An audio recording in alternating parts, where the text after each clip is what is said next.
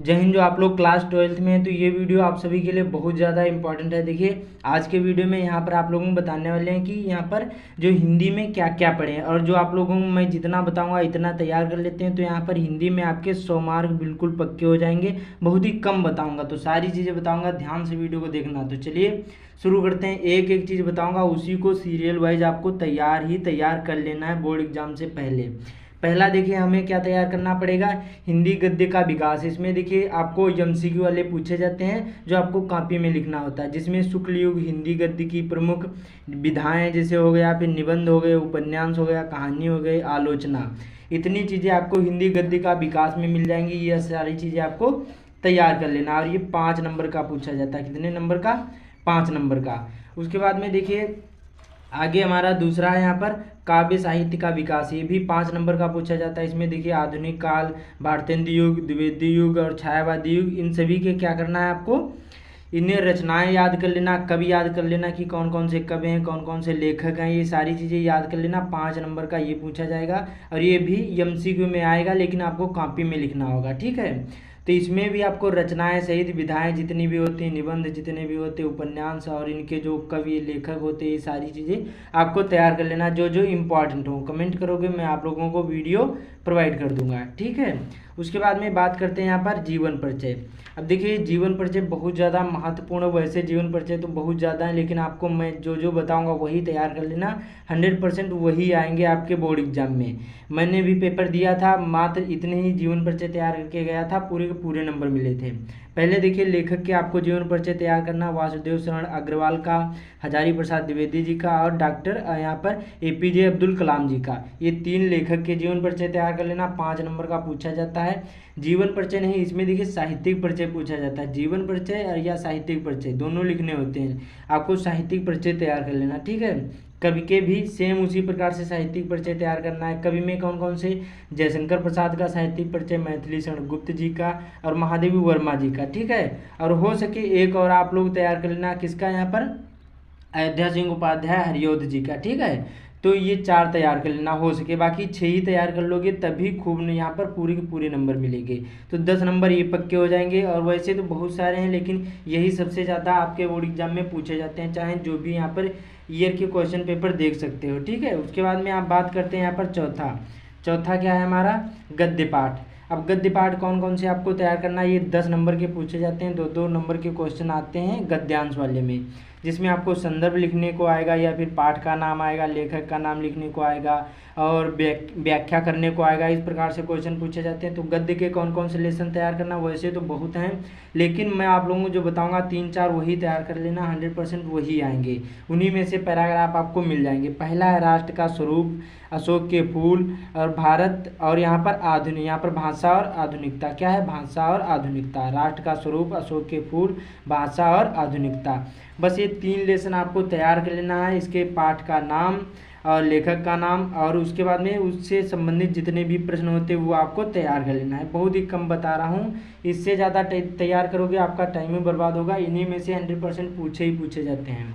पद्य लेसन में ये भी 10 नंबर का सेम उसी प्रकार से पूछा जाता है। रेखांकित अंश की व्याख्या करना होगा, संदर्भ लिखना होगा, और अलंकार इसमें पूछे जाते हैं कि कौन सा अलंकार है। तो इसमें देखिए पवन दूती का हो गया, केकई का अनुताप हो गया, श्रद्धा मन गीत हो गया, जयशंकर प्रसाद का, और गीत महादेवी वर्मा जी का हो गया। तो इसमें 4 लेसन आपको तैयार कर लेना है, क्योंकि जो यहाँ पर पद्यांश वाला है, पद्य खंड, ये थोड़े से यहाँ पर ज़्यादा लेसन है, तो इसलिए 4 आपको ये तैयार कर लेना है। इसमें से 100% इसी में से पूछे जाएंगे। 20 नंबर ये गद्य और पद्य में आपके पक्के हो जाएंगे।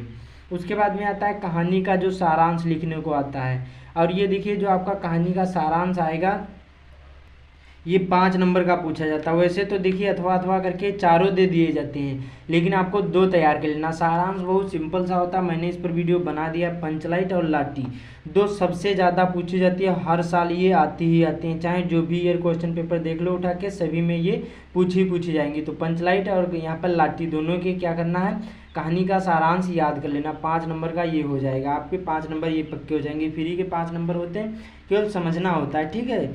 उसके बाद में बात करते हैं यहाँ पर संस्कृत खंड में। अब देखिए संस्कृत खंड में आपको 7 नंबर के पूछे जाएंगे। यहाँ पर संस्कृत जो गद्यांश होता है, उसके बाद में पद्यांश जिसको श्लोक बोलते हैं, तो कुल मिलाकर आपके 14 नंबर के इसमें पूछा जाएगा, ठीक है, अब की बार में। उसके बाद में तो इसमें क्या आपको कौन कौन से लेसन तैयार करना, वैसे तो बहुत सारे, लेकिन आपको भौजस्य, उदार्यम, आत्मज्ञा एवं सर्वज्ञा, सुभाषित, रत्नान और जातक कथा, ये 4 लेसन तैयार कर लेना। 100% इन्हीं में से पूछे जाएंगे।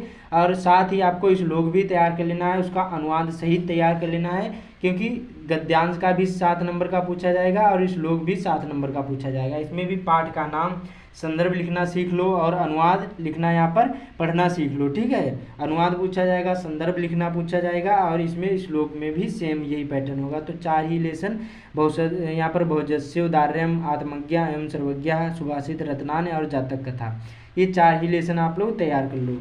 उसके बाद में बात करते हैं व्याकरण। अब देखिए व्याकरण जो होगा ये 19 नंबर की पूछी जाएगी।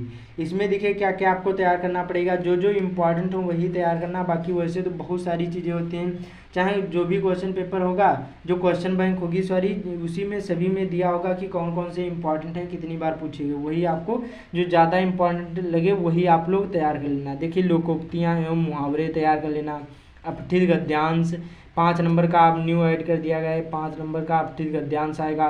फिर शब्दों में सूक्ष्म अंतर पूछने को आएगा, अनेकार्थी शब्द आएगा, अनेक शब्दों के लिए एक शब्द आएगा।